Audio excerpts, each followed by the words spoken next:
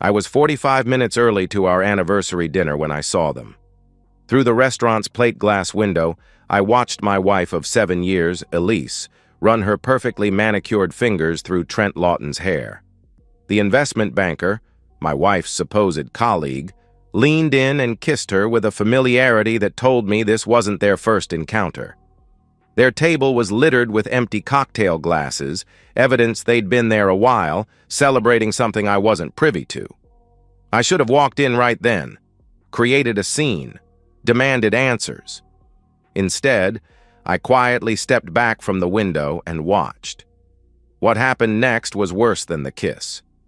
Elise laughed, that tinkling musical laugh I once thought was reserved for me, and leaned forward to whisper something in Trent's ear. Whatever she said made him throw his head back in raucous laughter. Then he glanced around conspiratorially and pulled out his phone, showing Elise something that made her cover her mouth and giggle uncontrollably. It was the look on her face that stopped me cold. Pure, undiluted contempt mixed with amusement. I'd seen that expression before, at parties, when she thought I wasn't looking. I didn't need to hear what they were saying. I already knew I was the punchline. I stepped back, hidden in the shadow of a nearby storefront, and took out my phone. I opened our shared photo album to post the anniversary message I'd prepared. That's when I saw it. A notification from our home security system showing that our bedroom camera had been activated 2 hours ago. We had installed these cameras after a break-in scare last year. I hadn't checked the feeds in months. Standing there on the sidewalk, I watched my wife and Trent in our marital bed. But worse than the betrayal of flesh was what came after. As they lay there, Elise showed him my private messages to her, my declarations of love, my insecurities shared in confidence. They laughed, scrolling through my heart laid bare, mocking each word. Daniel couldn't satisfy a woman if he had step-by-step instructions and an instructional video, she giggled. Trent smirked. We should send him a cheat code. The phone nearly slipped from my numb fingers. Everything in me went cold, then hot, then ice cold again. I put my phone away, straightened my tie, and walked to my car without looking back at the restaurant. I wouldn't be joining them for dinner after all. Some betrayals can't be confronted. They can only be answered. I met Elise Richards at a cybersecurity conference 5 years ago. I was presenting on digital forensics. She was representing her PR firm that specialized in tech crisis management. She approached me afterward, eyes bright with questions about my presentation. Your methods for tracing digital footprints are fascinating, she'd said, but I'm wondering how you manage to stay ahead of criminals who are constantly evolving their techniques. Her intelligence struck me first, then her beauty. Tall and elegant with auburn hair that caught the light, Elise commanded attention without seeming to try. Unlike the technical specialists who dominated these conferences, she brought a different perspective, one that saw beyond code to the human element. Our first date was coffee that turned into dinner, that turned into a walk along the riverfront until 3 a.m. I told her things I'd never told anyone, about growing up as the quiet kid who found refuge in computers, about building my company from a one-man operation in my garage to a respected cybersecurity firm with major clients. You see the world differently, she said, squeezing my hand. You notice patterns others miss. When we married 2 years later, I thought I'd found someone who truly saw me, not just the successful business owner, but the man beneath. A man who preferred listening to talking, who found meaning in solving complex puzzles rather than commanding a room. I gave her everything. A house in the exclusive Henderson Hills neighborhood. The freedom to build her own PR consultancy with my connections and investment. Vacations to places she'd always dreamed of visiting. Not because I was trying to buy her love, but because seeing her happy made me happy. You're my rock, Daniel, she used to say, curled against me at night. The one person in this crazy world I can count on. I believed her. I trusted her. I thought our quiet evenings at home, our shared goals, our intimate conversations meant as much to her as they did to me. I was wrong. Looking back, I should have seen the signs earlier. It started with small changes. Elise began attending more networking events that ran late into the night. Her wardrobe evolved from elegant to eye-catching. New friends appeared, people whose names she dropped, but whom I never met. "You wouldn't enjoy it, Daniel," became her standard line when I asked about joining her. "It's just industry people talking shop." Then came the subtle digs. At first, they were cloaked as teasing. "Oh, Daniel would rather die than dance," she'd laugh when we were with friends. Or, "Don't mind him, he's happiest with his head buried in code." I didn't mind. It was true that I preferred depth to surface, substance to spectacle. I thought she respected that about me. Then one night, 6 months ago, I overheard her on the phone in our home office. I know, she was saying, her voice lowered. "He's brilliant with computers but completely clueless about people. No, he hasn't noticed a thing. It's almost too easy." I stood frozen outside the door, my hand on the knob. She laughed again, that same laugh I'd heard countless times before, but now it sounded different, sharp-edged and cold. "I've got to go. He'll be home soon. Yes, tomorrow at the usual place." I should have confronted her then. Instead, I quietly backed away, telling myself I was misinterpreting, that he could be anyone, that I was being paranoid. 2 weeks later, I found a receipt for a hotel room in her purse when looking for car keys. The next day, a text notification flashed on her phone while it lay on our kitchen counter. "Last night was incredible. Can't wait for more." The sender was labeled TL Work, Trent Lawton, the investment banker whose firm had recently become a client of Elise's PR consultancy. The man who always seemed to be mentioned in her stories about successful events and important connections. Still, I said nothing. Not out of cowardice, but calculation. I needed to understand the full scope of what I was facing. So I did what I do best. I started gathering information. The tipping point came 3 weeks after I discovered their affair. We were hosting a dinner party for some of my company's investors and Elise's high-profile clients. These evenings were important for business relationships, and Elise usually shone as hostess. I was in the kitchen getting more ice when I heard her voice from the adjacent dining room. "Honestly, I sometimes wonder if Daniel has any idea what people actually think of him," she was saying, her voice carrying that conspiratorial tone she used when sharing gossip.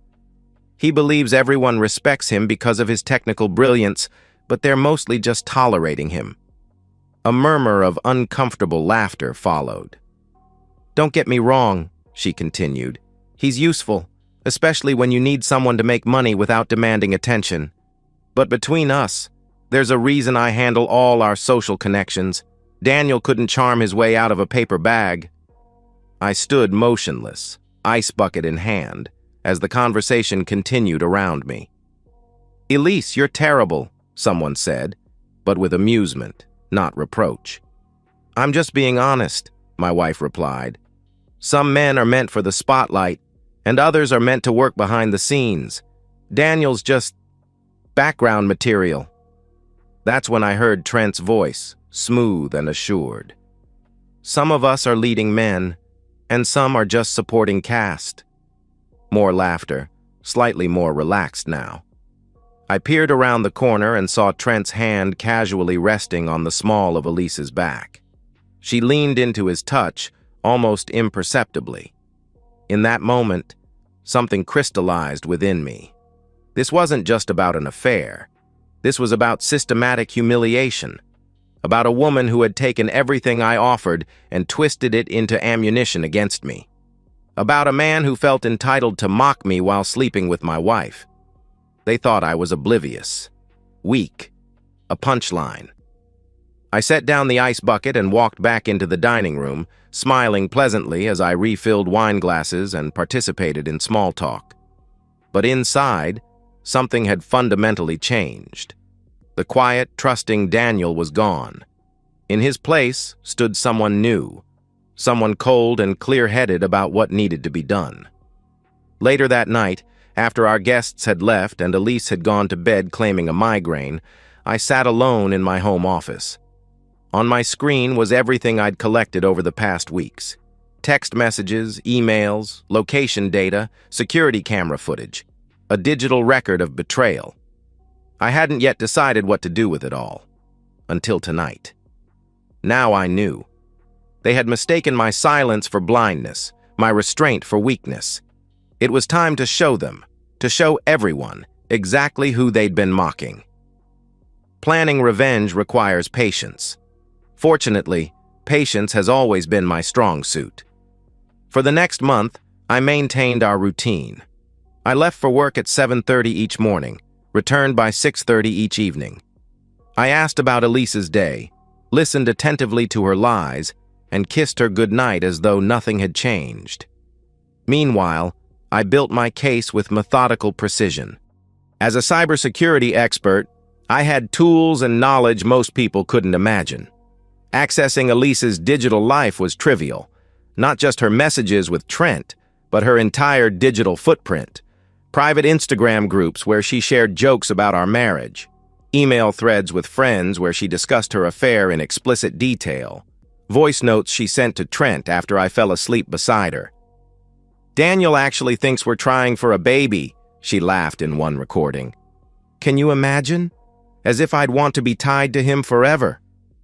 Each discovery should have hurt, but I was beyond pain now. Each revelation was simply another piece of evidence, another nail in the coffin I was building for her reputation.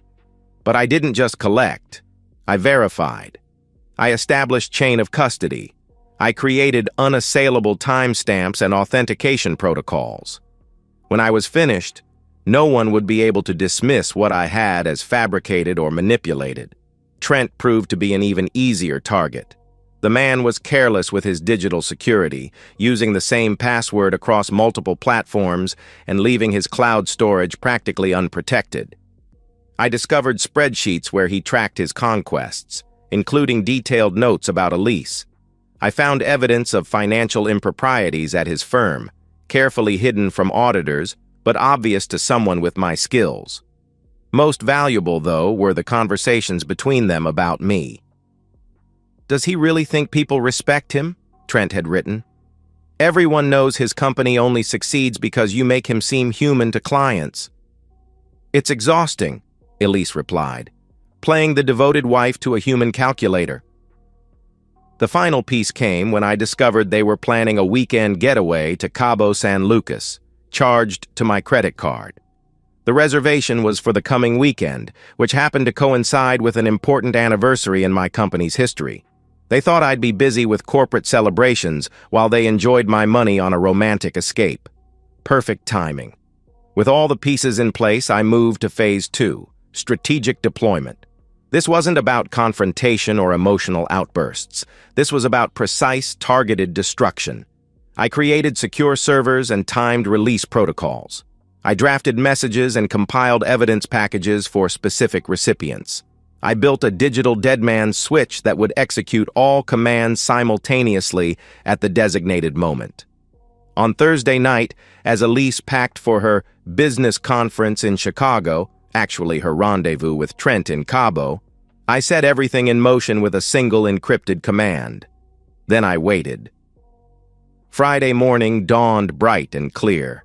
Elise left early for the airport, kissing me goodbye with practiced tenderness. "I'm sorry to miss your company anniversary," she said, "but you'll be so busy with events, you'll hardly notice I'm gone." "Don't worry about it," I replied, squeezing her hand. "I understand how important this conference is for your career." She smiled, relieved at my apparent ignorance. "I'll call you tonight from the hotel." As her taxi pulled away, I checked my watch. 7 hours until detonation. I arrived at my office earlier than usual and called an impromptu staff meeting. My team was surprised. I rarely disrupted their workflow with unscheduled gatherings. "I want to thank everyone for their extraordinary work as we celebrate 5 years of Ross Cybersecurity Solutions," I began. "Today's a milestone for us. but it's also a turning point for me personally. Curious glances were exchanged. I'll be taking a step back from day-to-day operations for a few weeks. Marcus will handle things in my absence. I nodded toward my trusted second-in-command. I've sent each of you an email with further details. I fielded a few questions, keeping my answers vague but reassuring. Then I returned to my office and closed the door. At precisely 2 p.m., as Elise and Trent were checking into their resort in Cabo, my dead man's switch activated. First, it sent a comprehensive evidence package to Elise's firm's board of directors and HR department. The package detailed how she had shared confidential client information with Trent, a clear violation of multiple NDAs and professional ethics codes. It included timestamp-verified screenshots of her mocking her client's security concerns and boasting about overcharging them. Simultaneously, a similar package went to the compliance department at Trent's investment firm, highlighting his financial irregularities and inappropriate sharing of client information with Elise. The evidence was irrefutable, the violations clear. Next, emails deployed to our shared circle of friends and acquaintances. These weren't angry accusations, but simple, verifiable facts. Screenshots of Elise and Trent mocking each person behind their backs. Elise calling Sophie's child unbearable while accepting expensive birthday gifts from her. Trent and Elise laughing about Mark's failed business venture after borrowing money from him. Each message was personalized, showing recipients exactly what had been said about them. At 2:15 p.m., all explicit content Elise had sent to Trent, photos, videos, voice messages, was posted from Elise's own social media accounts. Not by me directly, but through a sophisticated script that mimicked her usual posting patterns. By the time she realized what was happening and tried to delete them, thousands had already seen the content. At 2:30 p.m., her family received their package, evidence of how she spoke about them in private, her criticisms of her father's embarrassing blue-collar background, her disgust at her mother's provincial mindset, her cruel jokes about her sister's weight struggles. The final phase activated at 3 p.m. An email went to Elise from my lawyer, informing her that I had filed for divorce on grounds of adultery and breach of trust. Attached were copies of all evidence, a preliminary settlement agreement giving her nothing beyond what she had brought into our marriage, and notice that the locks to our home had been changed. Similar documentation was sent to Trent, along with a formal notice that I would be providing evidence of his professional misconduct to regulatory authorities unless he immediately ceased all contact with my wife. Throughout all this, I sat in my office, calmly working through routine tasks. I had disabled notifications on my phone and computer. Whatever chaos was unfolding, I would deal with it on my terms, not in reaction to frantic messages. At 5 p.m., I packed up my laptop, nodded goodbye to my team, and drove not to my house, but to a lakeside cabin I had purchased through a shell company months earlier. No one, not even Marcus, knew about this property. As I settled in for the evening, I finally checked my secure email server. The responses were flooding in, exactly as I had anticipated. Elise's firm had suspended her pending investigation. Trent's manager had called an emergency meeting of the ethics committee. Friends were messaging Elise in shock and anger. Her family's group chat had exploded with hurt and confusion, and Elise herself had tried to call me 17 times in the past hour. I turned off my phone, poured myself a glass of 20-year-old scotch I'd been saving for a special occasion, and stepped out onto the cabin's deck. The sunset over the lake was spectacular, the water still and clear as glass. For the first time in months, I felt at peace. The devastation was swift and total. By Sunday night, both Elise and Trent had been placed on administrative leave pending formal investigations. By Wednesday, both had been terminated for cause, their professional reputations in tatters. Elise's carefully curated social circle imploded. The friends whose secrets she had kept turned on her when they discovered how she spoke about them in private. Invitations dried up. Messages went unanswered. Her Instagram following plummeted as former admirers distanced themselves from her toxic brand. Her family situation was even worse. Her father, whose working-class background she had mocked despite it funding her education, publicly disowned her. Her mother, heartbroken at the revealed contempt, refused her calls. Her sister, the only one who might have forgiven her, discovered Elise had been sleeping with her ex-husband 2 years earlier. Trent, predictably, abandoned her at the first sign of trouble.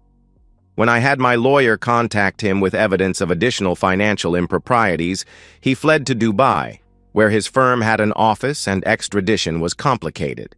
He blocked Elise's number and deleted all traces of her from his life, concerned only with his own survival. As for me, I emerged stronger than before. When I returned to the office the following week, rumors had already spread about Elise's betrayal. My team's respect seemed to deepen, not because I had destroyed my wife's life, but because I had handled an impossible situation with dignity and restraint.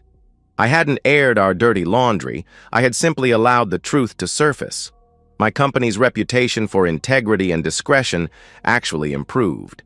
Several clients reached out to express their support, and 3 major contracts that had been pending finalized within the month.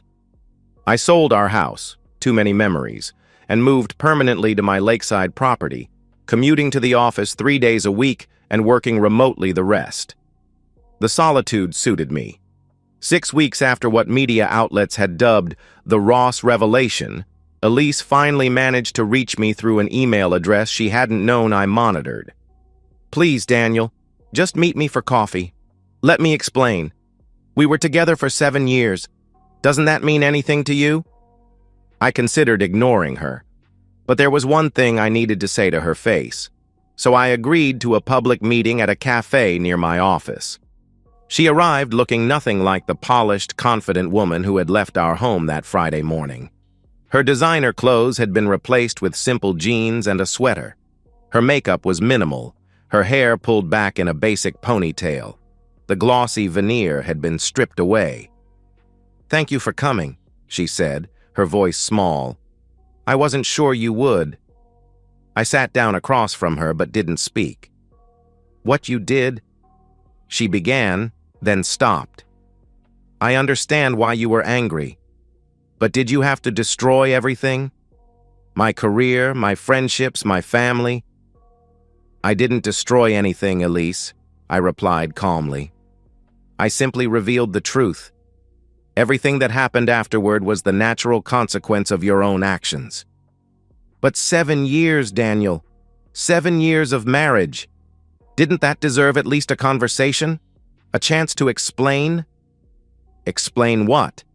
How you and Trent laughed at me in our bed? How you mocked me to our friends? How you planned your getaway using my credit card?"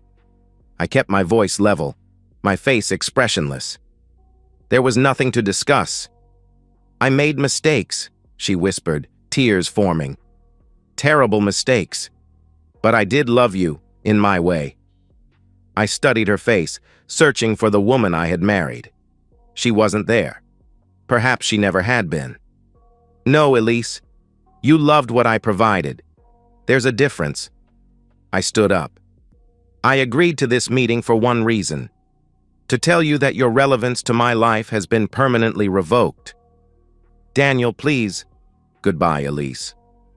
I walked out without looking back, leaving her alone with her cold coffee and the ruins of the life she had gambled away.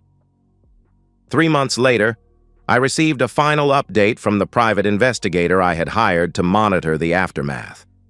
Elise had left the country after failing to secure employment. Apparently, she was living with a distant cousin in Australia, working as an administrative assistant at a small real estate office. Trent had been fired from his Dubai position when additional improprieties came to light. His current whereabouts were unknown.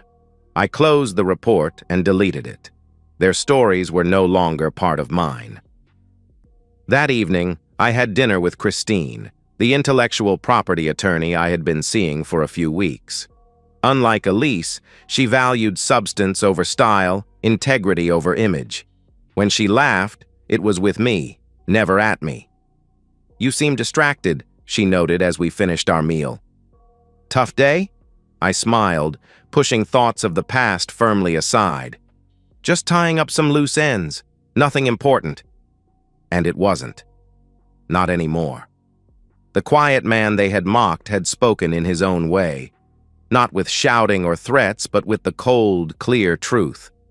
In the end, that had been enough. More than enough. And that's the end of today's story. If you enjoyed it, please give this video a thumbs up and drop a comment below. Your support helps the algorithm push my content further. If you're new to the channel, don't forget to hit that subscribe button. It really helps me keep creating more stories for you. Thanks for watching, and I'll see you in the next one.